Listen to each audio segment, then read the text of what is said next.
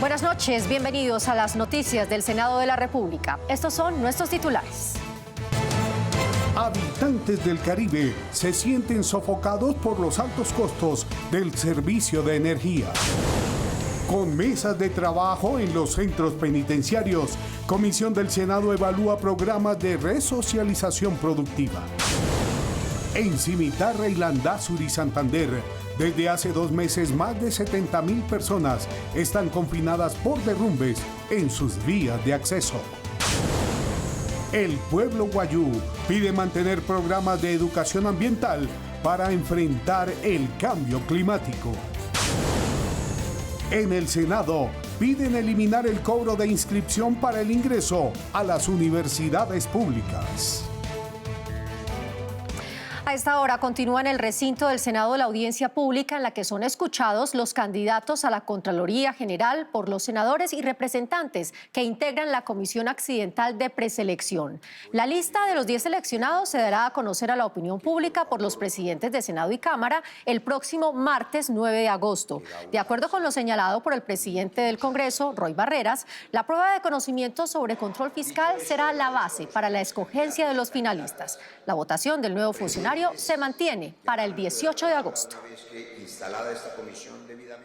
Habitantes de la costa Caribe están agobiados por el alza permanente de las tarifas de energía. Así lo denunciaron varios senadores, quienes afirmaron que hoy las facturas son impagables. Sofocados, así están los habitantes de la costa Caribe por el aumento de las tarifas de la energía que en el último año supera el 40%. El mes de mayo me llegó de 1.800.000, me llegó el mes de junio, me llegó de 3.200.000 y para acabar de completar este mes me llega de 4 millones de pesos. Con factura en mano, residentes de Santa Marta denuncian que ya no pueden más con el alza que mes a mes les están aplicando. Le vienen los 2 recibos por 1.100.000 y pico.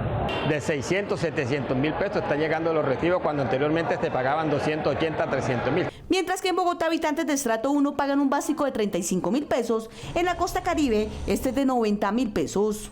Los estratos 1 y 2 sobre todo o comen o pagan el recibo de energía. Hoy, en solo Valledupar, más de 60 negocios han tenido que cerrar porque no adquieren los suficientes ganancias para pagar unos costos de energía. Senadores del Caribe denuncian que el aumento de las tarifas se debe a una resolución que expidió la Comisión Reguladora de Energía y Gas, CREG, en la que autorizó a las empresas Afina y Aire a cobrar a todos los usuarios las pérdidas producidas por quienes no pagan las facturas. Nos parece injusto que cuando un usuario roba energía, todos los demás usuarios de esa región tienen que pagar solidariamente esa pérdida de energía. No es que paguen justos por pecadores, es parte del costo de la prestación del servicio y por supuesto el que está pagando debidamente y no está haciendo incurrir en pérdidas al sistema, pues debe señalar a aquel que sí lo hace. Si bien el servicio de energía no es un derecho fundamental, afirman los congresistas, los altos costos se están afectando otros derechos fundamentales. Pongamos un ejemplo, en educación, cuando hacemos las tareas en la casa, si se corta el fluido de energía, no tengo cargado el computador o el que está haciendo el trabajo en su casa, igualmente, pues ahí estamos afectando derechos fundamentales. Senadores anunciaron que estarán vigilantes para que se detenga el alza de las tarifas. Además, le pedirán al nuevo gobierno atender con prontitud esta problemática. Superar la crisis carcelaria en el país es una de las apuestas del Senado. Una comisión de 5 senadores y senadoras recorrerá los centros penitenciarios para plantear cambios y soluciones. El hacinamiento, el ambiente hostil que se vive dentro de los centros de reclusión, la ineficiencia en los programas de resocialización, además de la continua violación de derechos humanos, según expertos, han hecho que se abra el debate sobre una reforma al sistema carcelario del país. Las cárceles se han convertido en las universidades del crimen. Exreclusos aseguran que en muchas ocasiones la falta de programas efectivos de resocialización hace que muchos de los que recuperan la libertad salgan a la calle a seguir delinquiendo. Tienen una oportunidad para salir adelante, para ayudarlos, sino que les toca volver nuevamente a caer en el flagelo de la droga, del hurto, del homicidio. El panorama de reincidencia en todo el país ha llevado a que en el Senado se busque cambiar esta realidad. Se trata de convertir los centros de reclusión en lugares productivos y que realmente cumplan efectivamente su finalidad de resocialización. A partir de lo que pasó hace unos meses en Tuluá, en la cárcel donde murieron 53 personas privadas de la libertad, hoy es una bomba de tiempo que no aguanta más y el sistema carcelario y penitenciario necesita una reforma. Trabajar con estas personas que sean productivas, que puedan aportar también a sus familias, que puedan comercializar sus productos, que se pueda hacer dentro de las mismas cárceles. Un grupo de senadores en compañía de la Corte Constitucional y expertos en trabajos de inclusión productiva visitarán las cárceles del país para hacer un diagnóstico y presentar la propuesta de cambio que se requiere a lo largo y ancho del territorio nacional. Crear oportunidades para ellos y que realmente se puedan haber programas de resocialización, que las cárceles puedan ser productivas y no solamente centros de reclusión. La comisión accidental integrada por 5 senadores en los próximos días instalarán mesas de trabajo en cada centro de reclusión. Y miren esto, más de la mitad de la población colombiana enfrenta problemas de sobrepeso por malos hábitos alimenticios y la poca actividad física. Hoy las enfermedades no transmisibles generan alto impacto en el sistema de salud. Según la encuesta nacional de salud nutricional en Colombia, el exceso de peso afecta al 56,5% de los adultos y al 24,4% de niños, niñas y adolescentes. Esta condición puede ser el inicio de diferentes problemas para la salud. Es problema cardiovascular, son problemas de diabetes, unos problemas colaterales y que son concomitantes a esta problemática que tenemos que ponerle mucho más dientes y generar una política mucho más fuerte. Al año, el tratamiento de enfermedades asociadas a la mala alimentación le cuestan 25 billones de pesos al Sistema General de Salud. Vamos a enfocarnos en cuánto está invirtiendo en el país para prevenir este tipo de flagelos que atentan contra la salud pública y que posteriormente generan altos costos al sistema de salud colombiano. Según expertos, es necesario fortalecer las medidas de prevención para garantizar hábitos alimenticios saludables, sobre todo en la población infantil. Colombia está en mora también de restringir la publicidad de estos productos ultraprocesados, no saludables, comestibles y bebibles dirigida a niñas y niños, y también una reglamentación sobre los entornos escolares alimentarios saludables. Esta semana fue presentada la propuesta para ajustar el etiquetado de alimentos y así advertir a los ciudadanos de los riesgos del producto que van a consumir. Adoptar el etiquetado octogonal, usar la palabra exceso para definir los nutrientes que se encuentren en cantidades excesivas dentro de los productos, especialmente en lo relacionado con azúcares, grasas saturadas, grasas trans y sodio. Se espera que en diciembre Colombia cuente con una resolución que establezca el nuevo etiquetado de alimentos como herramienta de prevención del sobrepeso y la obesidad, causado por los malos hábitos alimenticios en el país. Más de 7.000 habitantes de varias veredas y corregimientos de Landazuri y Cimitarra en Santander lanzaron un llamado de auxilio por las pérdidas económicas que les deja un derrumbe desde hace más de 2 meses en la transversal del Carare. Atrapados, así se sienten los habitantes del municipio de Landazuri y Cimitarra en Santander, que desde hace más de mes y medio sufren las consecuencias de un derrumbe que los ha dejado incomunicados con el centro del país. Es que esto es una urgencia. Manifiestan, no hay paso. Más de 4 veredas que no tenemos ni entrada de transporte, ni de moto, ni nada para poder sacar los víveres para acá, para el municipio de Landazuri. Niños y abuelos que tienen que hacer transbordo, carros atascados y hasta 2 vehículos que han caído al vacío son algunas de las consecuencias por la falta de la reparación de la vía. Menores de edad, estudiantes que ponen en riesgo sus vidas. La salud también está en riesgo. El hecho de que no tengamos esa vía hacia Vélez nos implica un incremento de 2, 3, 4 horas. No sabemos hacia dónde nos regulen. Campesinos aseguran están perdiendo sus cosechas ante la imposibilidad de transportar sus productos.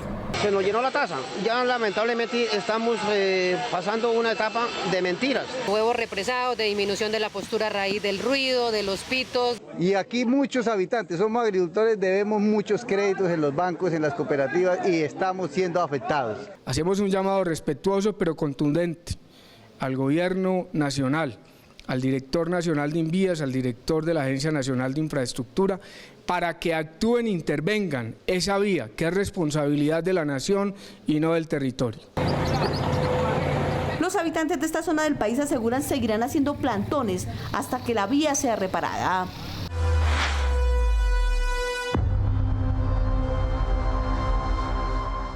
Es hora de conocer la agenda ambiental con Carol Dau. Carol, buenas noches. Marcela, televidentes, buenas noches. Las comunidades indígenas de La Guajira han sido históricamente afectadas por la falta de agua y la pobreza extrema, problemas agudizados ahora por los efectos del cambio climático. Durante 3 años, organizaciones no gubernamentales adelantaron programas de educación para que los guayú enfrenten de la mejor manera los efectos de este fenómeno mundial. Ahora piden que estos programas educativos se conviertan en política pública.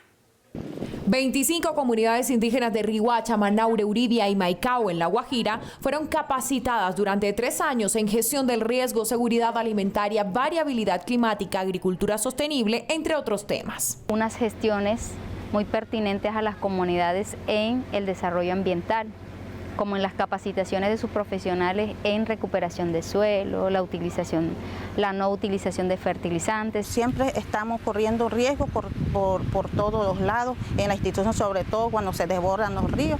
El noticiero del Senado viajó hasta la zona para evidenciar la realidad de estos pueblos. Se hizo primero un estudio. Históricamente, la falta de agua potable ha sido de sus mayores problemas. Se logró instalar un sistema de bombeo alimentado con panel solar. Es decir, este sistema va a quedar híbrido, va a funcionar con los 2 sistemas, así que estaremos garantizando agua durante todo el año.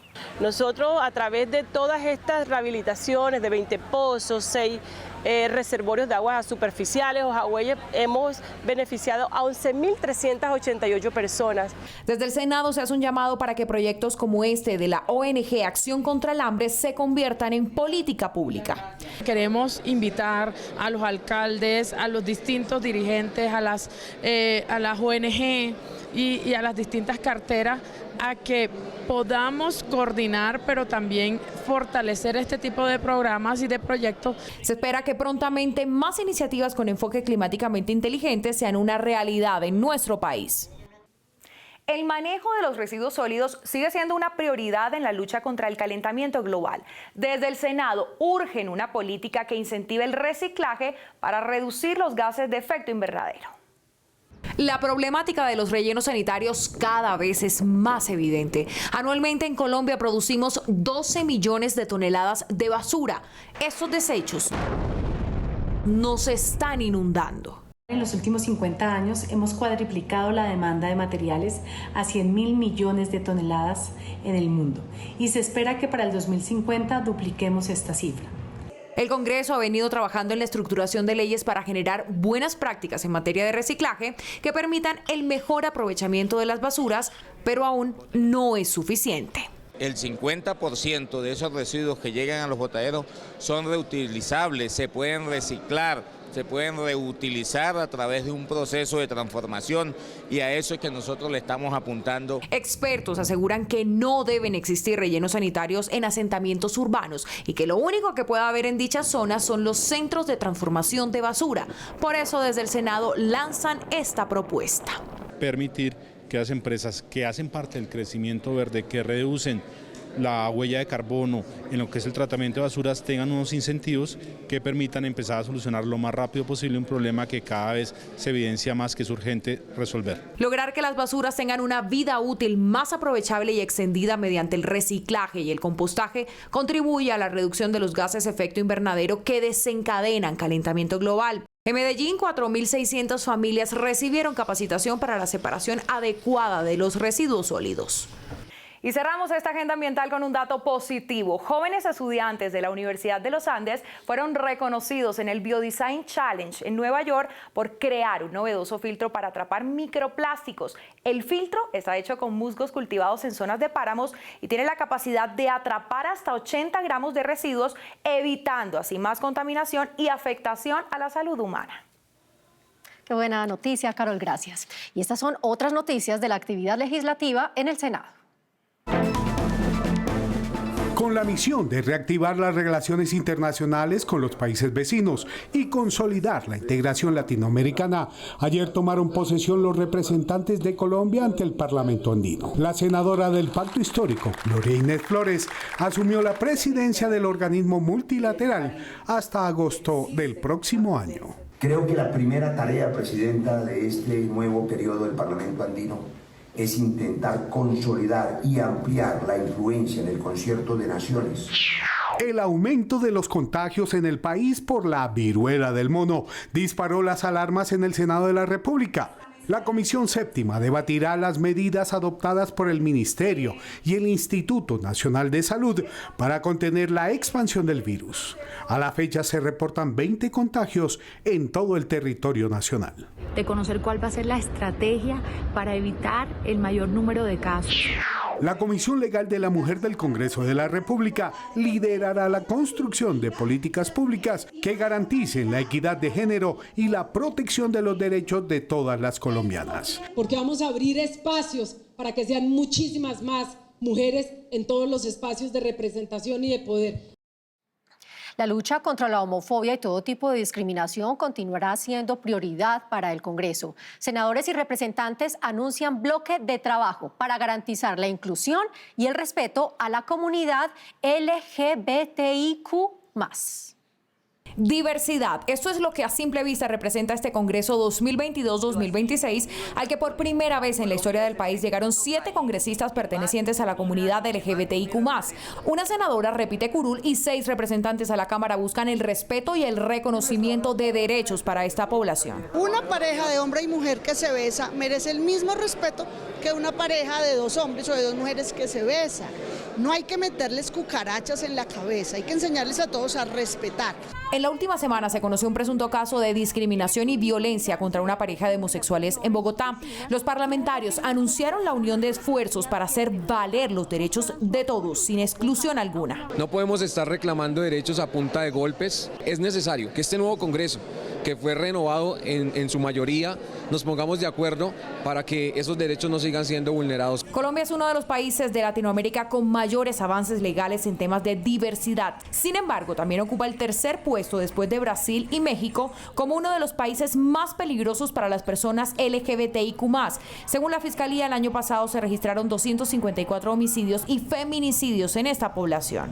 Desde otras orillas políticas sostienen que se debe trabajar más en la consolidación del respeto a las diferencias sexuales, religiosas, sociales y de género, porque lo que importa es el ser humano. Todos como seres humanos debemos estar en la norma donde podamos ampararles salud, bienestar, educación, pero eso debe ser para todos. O sea, yo no puedo excluir a un grupo porque sea un grupo indígena o negros o porque sea un grupo LGTBIQ o más. Desde hace varios años el Congreso aprobó la ley que sanciona la discriminación como medida de protección de las minorías, incluidas la población LGBTIQ+. En Colombia tuvieron que pasar 170 años para que mediante un proyecto de ley se reconozca que las comunidades negras, palenqueras y raizales han sido vulneradas en sus derechos y deben ser sujetos de reparación estatal. Solo hasta hoy, después de 170 años de abolición de la esclavitud, llegó una palenquera al Congreso de la República. ¿Cómo es que se acabó la esclavitud?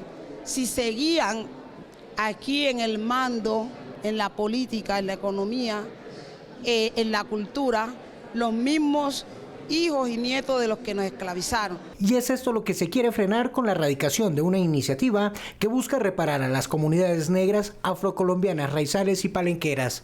Se le otorgan facultades al presidente de la República por 6 meses para que emita los decretos con fuerza de ley que nos permita establecer acciones concretas en el marco de ese perdón, de ese reconocimiento y de esa reparación.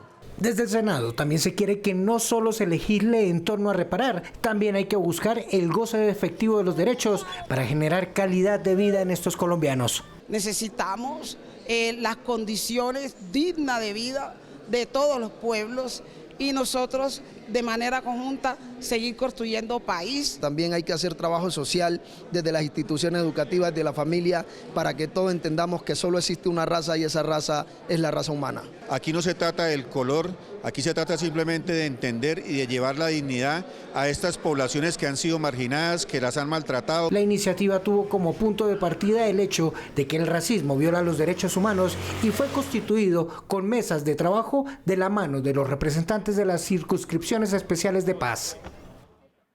El Senado de la República anunció que están dadas las condiciones para que en un trabajo coordinado entre la Presidencia y el Legislativo sienten a los violentos a hablar de paz. El objetivo es la paz total. Que no se equivoquen y piensen que asesinando policías van a presionar para hablar de paz. Es el mensaje del gobierno entrante y de la bancada de gobierno a los grupos violentos. Vamos a hacer es una política de sometimiento a la justicia, no es una negociación del Estado con unas bandas criminales. Para los integrantes de la Comisión de Paz es necesario mostrar hechos de paz para llegar a ella y pese a que la decisión está en cabeza del nuevo presidente, desde el Congreso hay todas las voluntades para ayudar a sentar a las partes.